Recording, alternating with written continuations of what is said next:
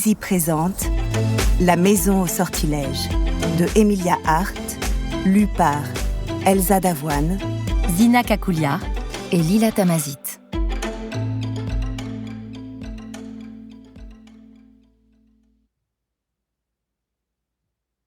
À ma famille.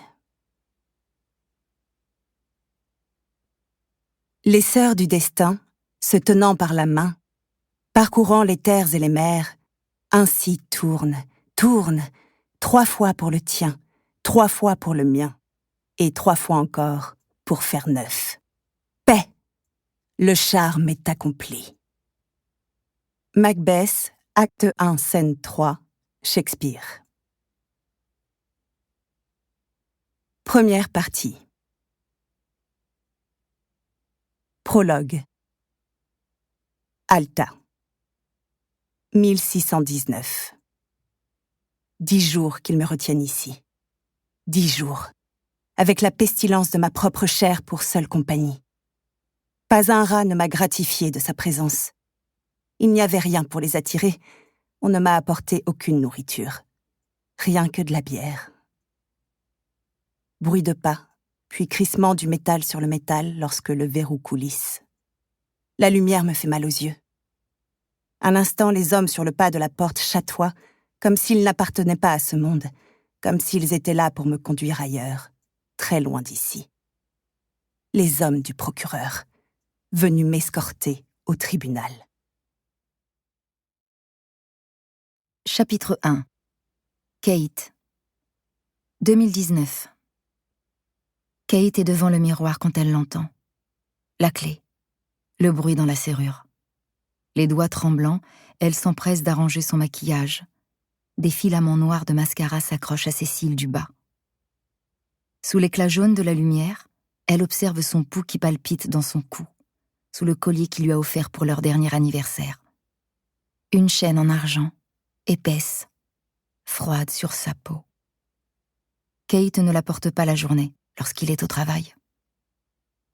La porte d'entrée se referme. Claquement de chaussures sur le parquet.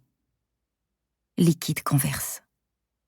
La panique volait à l'intérieur d'elle comme un oiseau. Elle prend une profonde inspiration, touche le ruban que forme la cicatrice sur son bras gauche, adresse un dernier sourire au miroir de la salle de bain. Il ne doit surtout pas remarquer que quelque chose a changé, que ça ne va pas. Simon est appuyé contre le plan de travail de la cuisine, un verre de vin à la main. Le cœur de Kate bondit quand elle le voit. Sa silhouette longiligne dans son costume sombre, le dessin de ses pommettes, ses cheveux blonds. Il la regarde approcher dans la robe qu'il aime. Elle le sait. Cette robe au tissu raide, tendue sur ses hanches, rouge, de la même couleur que ses sous-vêtements. En dentelle, avec des petits nœuds, comme si Kate elle-même était un objet dont il faut déchirer l'emballage. Elle est à l'affût d'indices. Il a retiré sa cravate et ouvert les 3 premiers boutons de sa chemise, découvrant ainsi quelques poils fins. Le blanc de ses yeux est teinté de rose. Il lui tend un verre de vin et elle repère les effluves d'alcool dans son haleine, âcre et sucrée. La sueur perle dans le dos de Kate, sous ses bras. Le vin est un chardonnay, d'habitude son préféré. Là, l'odeur lui soulève l'estomac, lui évoque celle de végétaux en décomposition. Elle presse le verre contre ses lèvres sans en prendre une seule gorgée. « Bonsoir, chérie », dit-elle d'une voix enjouée, qu'elle a perfectionnée pour lui.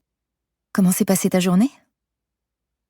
Les mots se coincent dans sa gorge pourtant. Il plisse les paupières. Ses gestes sont vifs en dépit de l'alcool. Il plante ses doigts dans la chair moelleuse du biceps de Kate. « Où es-tu allée aujourd'hui ?» Elle sait bien qu'elle ne doit surtout pas chercher à se dégager, même si la moindre parcelle de son être en éprouve l'envie. Elle pose plutôt une main sur son torse. « Nulle part », répond-elle en s'efforçant de conserver un ton égal. « Je suis restée à la maison toute la journée. » Elle a veillé à laisser son iPhone à l'appartement le temps d'aller à la pharmacie, à n'emporter que de l'argent liquide. Elle sourit, se penche vers lui pour l'embrasser. Il a la joue rugueuse. Une autre odeur se mêle à celle de l'alcool, entêtante et florale. Du parfum peut-être. Ce ne serait pas la première fois. Une minuscule étincelle d'espoir s'allume dans le ventre de Kate. Ça pourrait tourner à son avantage, s'il y avait une autre femme. Elle a mal évalué la situation pourtant. Il s'éloigne d'elle et... menteuse. Kate entend à peine ce mot, car déjà la main de Simon s'abat sur sa joue, et la douleur l'étourdit autant qu'une lumière aveuglante. À la lisière de son champ de vision, les couleurs de la pièce se confondent. Le parquet doré par l'éclairage, le canapé en cuir blanc, le kaléidoscope du paysage londonien par la fenêtre. Un fracas lointain. Elle a laissé tomber son verre de vin. Elle agrippe le plan de travail. Son souffle lui échappe par brusques saccades. Le sang... Nous espérons que vous avez apprécié cet aperçu. Pour continuer à écouter ce livre audio sur Google Play Livres, utilisez le lien dans la description de la vidéo.